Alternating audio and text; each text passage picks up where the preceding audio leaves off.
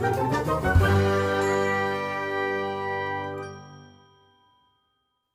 Dear students, आज हम class 5th की जो गणित की टेक्स्ट बुक है गणित का जादू, इसके पहले चैप्टर मछली उछली का कुछ भाग पढ़ेंगे।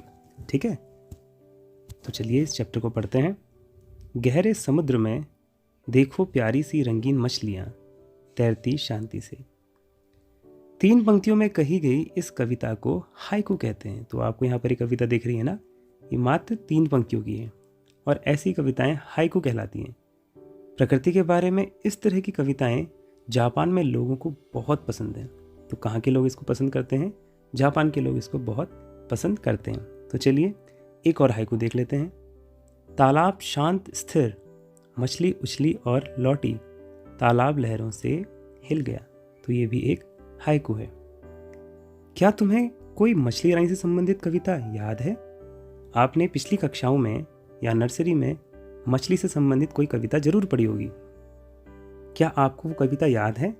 अगर याद है तो अपने घर में आप सुनाएंगे। ठीक है, जैसे एक मैं आपको सुना देता हूँ। मछली रानी क्यों पीती हो ठंडा पानी, सर्दी लग जाएगी तुमको, टीचर डांटेंगी फिर तुमको, डॉक्टर अंकल आएंगे, मोटी सुई लगाएंगे, फिर मत रोना मछली रानी, अब ना पीना तुम ठंडा पानी। तो ऐसे ही आपको भी मछली से संबंधित और कविता याद होंगी, उसको अपने घर में ज़रूर सुनाइएगा। यहाँ बच्चों के द्वारा बनाए गए मछलियों के कुछ चित्र भी आपको दिखाई दे रहे होंगे। एक चित्र आपको ये दिखाई दे रहा होगा, एक चित्र ये दिखाई दे रहा होगा। अच्छा, जब आप मछली के बारे में सोचते हैं तो आपके दिमाग में कौन कौन सी आकृतियाँ आती हैं?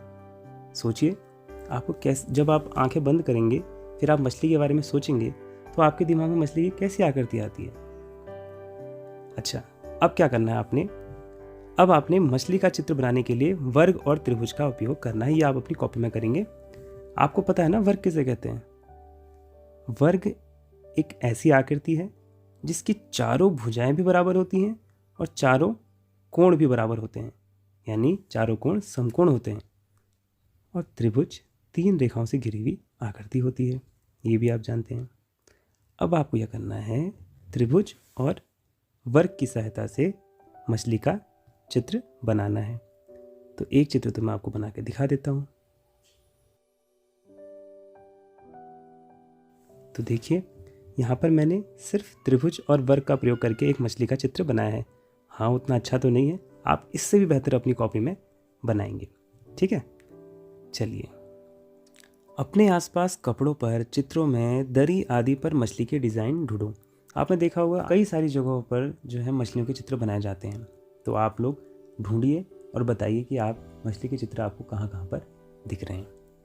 अच्छा, मीन का अर्थ है मछली और मीनाक्षी का अर्थ हुआ वह लड़की जिसकी आंखें मछली जैसी हैं। मीनाक्षी, ठीक है। मीन का मतलब होता है मछली और मीनाक्षी यानी मीन के समान अक्ष वाली। अक्ष का मतलब होता है आंखें। तो मीनाक्षी का अर्थ हुआ ऐसी लड़की जिसकी आंखें मछली की जैसी हों। तो क्या तुम ऐसी आंखों वाले किसी व्यक्ति के बारे में सोच सकते हो? अच्छा, चलिए ठीक है। अब क्या करना है, आपने एक ऐसा चेहरा बनाना है जिसकी आंखें मछली की जैसी हों। ठीक है, एक चेहरा बनाएंगे जिसकी आंखें जो हैं किसकी जैसी होंगी? मछली की जैसी होंगी। ठीक है, जैसे मैंने तो एक चित्र बना दिया, आप इससे भी बेहतर एक चित्र, एक चेहरा बनाएंगे। ठीक है, चलिए। अब देखिए, मछली अलग अलग आकार की हो सकती है। सबसे छोटी मछली लगभग 1 सेंटीमीटर लंबी होती है। 1 सेंटीमीटर कितना होता है? बहुत छोटा, इतना सा। 10 मिलीमीटर बराबर 1 सेंटीमीटर होता है ना? तुम अधिक से अधिक कितनी लंबी मछली के बारे में सोच सकते हो? आप सोच सकते हो कि सबसे ज़्यादा लंबी बड़ी मछली कौन सी हो सकती है? अच्छा, अब आपने सोच लिया होगा, तो ये बताइए तुम्हारी बड़ी मछली सबसे छोटी मछली से कितने गुना लंबी है? जैसे अगर आपने सोचा है कि जो सबसे लंबी मछली है वो 10 मीटर की है। कितनी है? 10 मीटर। तो आप जानते हैं 1 मीटर में 100 सेंटीमीटर होते हैं, तो 10 मीटर बराबर गुणा 100 कर देंगे, यानी 1000 सेंटीमीटर, है ना? तो अगर सबसे छोटी जो मछली है वो 1 सेंटीमीटर की है और सबसे बड़ी मछली जो आपने सोची वो अगर 1000 सेंटीमीटर की है, तो ये कितना गुना हो गया? ये हो गया 1000 गुना, क्योंकि सबसे छोटी तो 1 सेंटीमीटर की है। तो 1000 सेंटीमीटर यानी 1000 गुना। तो सबसे बड़ी मछली सबसे छोटी मछली से कितनी गुनी लंबी हो जाएगी? 1000 गुना लंबी हो जाएगी। ठीक है। अच्छा चलिए अब हम ये पढ़ लेते हैं कि सबसे बड़ी मछली आखिर है कौन सी।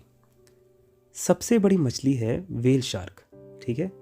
वास्तव में यह व्हेल नहीं है बल्कि एक बहुत बड़ी मछली है। तो व्हेल शार्क व्हेल नहीं है। व्हेल जो होती है वो मछलियों से अलग होती है। ठीक है। व्हेल शार्क अलग है और व्हेल अलग है। व्हेल जो है हमारी ही तरह नाक से सांस लेती है। जो व्हेल होती है ना, व्हेल तो नाक से ही सांस लेती है, लेकिन मछलियों की तो नाक ही नहीं होती। वे तो पानी लेती हैं, हवा नहीं लेती। और व्हेल जो है बच्चों को जन्म देती है, लेकिन मछलियाँ तो अंडे देती हैं। तो व्हेल शार्क क्या करेगी? ये भी अंडे ही देगी, ये बच्चे को जन्म नहीं देगी, ये अंडे देगी। व्हेल शार्क बड़ी और खतरनाक दिखाई देती है पर किसी को नुकसान नहीं पहुंचाती। ये आपको दिख रहा होगा चित्र में, ये है व्हेल शार्क। ये बहुत खतरनाक दिखाई देती है लेकिन ये किसी को नुकसान नहीं पहुंचाती।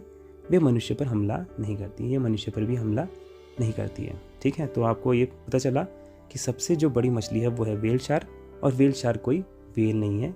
व्हेल जो होती है मछलियों से थोड़ा सा अलग होती है। ओके, अब देखते हैं। एक व्हेल शार्क 18 मीटर लंबी है। जरा सोचो यह कितनी लंबी होगी। देखिए एक व्हेल शार्क की लंबाई कितनी है? 18 मीटर। हमने तो अभी जो एग्जाम्पल दिया था वो हमने कहा था सिर्फ 10 मीटर। 10 मीटर का बराबर हमने बताया था 1000 सेंटीमीटर। तो 18 मीटर अगर लंबी मछली है तो यानी 18 मीटर का मतलब हो गया 1800 सेंटीमीटर। तो सोचो ये कितनी लंबी हुई, कितनी गुना ज़्यादा लंबी हुई सबसे छोटी मछली से। सबसे छोटी मछली है 1 सेंटीमीटर की और सबसे लंबी मछली जो है वो है 1800 सेंटीमीटर की। तो यानी कितना गुना हुई? ये हुई 1800 गुना बड़ी। सबसे छोटी मछली जो है वो 1 सेंटीमीटर और सबसे बड़ी मछली जो है वो 1800 सेंटीमीटर की है। तो इस व्हेल शार्क मछली की लंबाई है 18 मीटर। अच्छा सोचो ये कितनी लंबी होगी। आपकी जितनी लंबाई है तुम्हारी लंबाई के लगभग 12 बच्चों को एक के ऊपर ही खड़ा करने पर मिलने वाली लंबाई। अगर आप जैसे बच्चे, आपकी हाइट के बराबर के बच्चों को अगर खड़ा कर दिया जाए तो एक के ऊपर एक अगर हम 12 बच्चों को रखेंगे तो आपकी जो कुल लंबाई होगी वो इस मछली की लंबाई के बराबर हो जाएगी। और आप अंदाज़ा लगा सकते हैं कि इसका वज़न कितना होगा।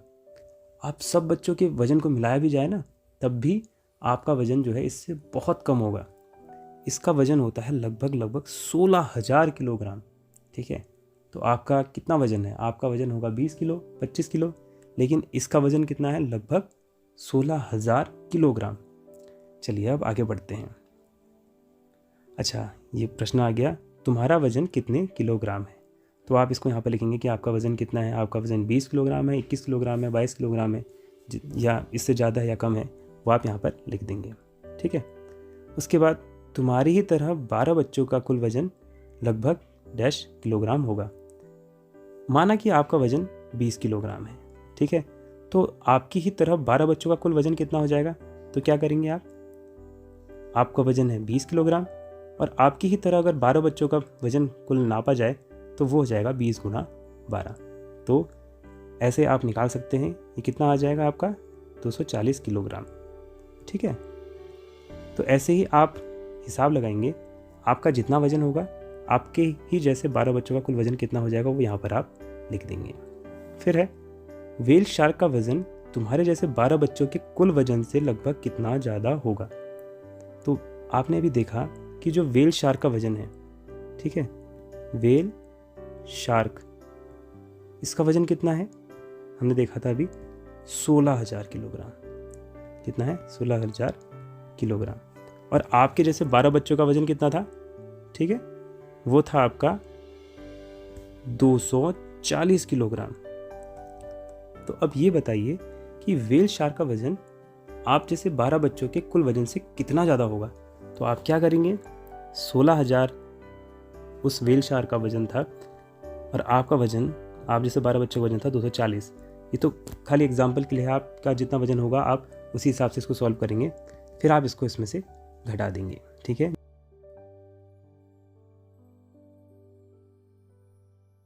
तो ये आ गया 15,760 किलोग्राम। तो जो एग्जाम्पल मैंने लिया था उसके हिसाब से व्हेल शार्क का वज़न 12 बच्चों के कुल वज़न से लगभग इतना ज़्यादा होगा। ठीक है, तो आज की क्लास में इतना ही। अगली क्लास में हम लोग इस चैप्टर को आगे पढ़ेंगे। ठीक है, थैंक यू सो मच।